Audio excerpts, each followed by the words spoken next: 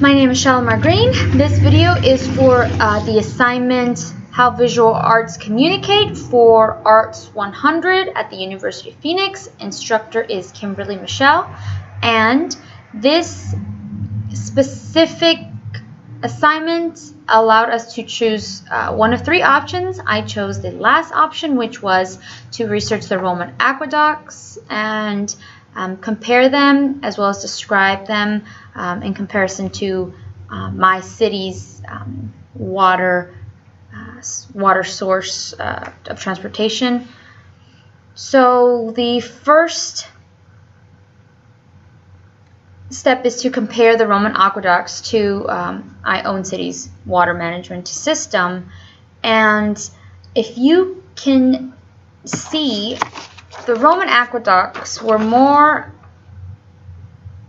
artistic than any of the modern day water management systems that we have. I currently live in the San Fernando Valley, where much of the water, just like in most of LA County, water transportation is done through pipes underground. So if you see, this is a picture taken from afar. It is very artistic in nature in the fact that much planning went into it, as well as planning the structure, but it also is very appealing to the eye. And if you compare it to modern days, which is a little something like this, it surpasses the physical appeal of what we have today. So the similarities are that they do transport water so that one does not have to live close to a water source. So as humans, we are allowed to move further away from a water source and still be in livable conditions, whereas the Romans had to be near a water source and therefore created the aqueducts out of necessity. We also do the same thing, and that is one of the similarities. However, as I said before, the differences are that theirs was almost done to show the pride of their very successful water management system, and they wanted to show the beauty of that and compared to modern days water management systems, which are just pipes stuck under the ground.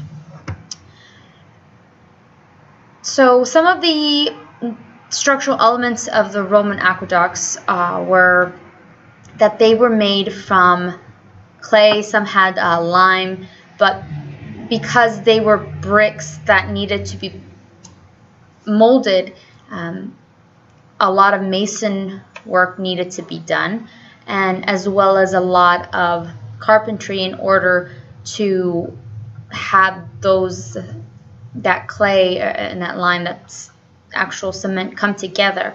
So it actually took a lot of artistry to be able to create the bricks that were to be used in the aqueducts. So a lot of people, a lot of artists, a lot of architectural thought had to be put into it in order to create. If you see also, you see the arches, which is, a big Roman element. When we see things like this, it really does give us that idea of Romanesque arches. So definitely part of the structural elements, as well as, you see a tower, small tower here for surveying, and just the length of the structures, how far and wide they stretch, is pretty amazing for its time.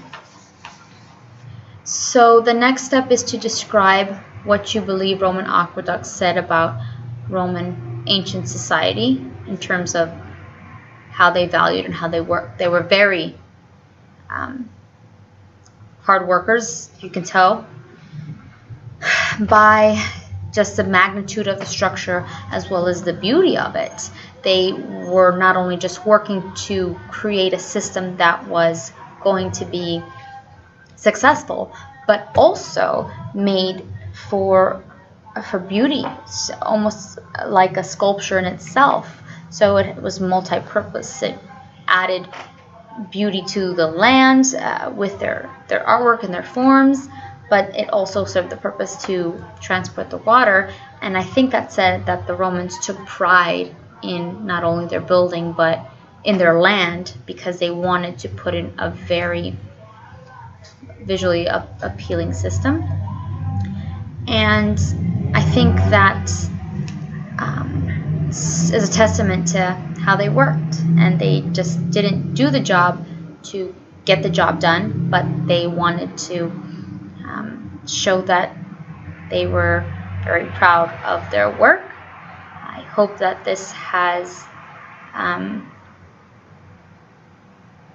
sufficed the steps in the assignment, and I look forward to continuing learning on the visual arts. Thank you.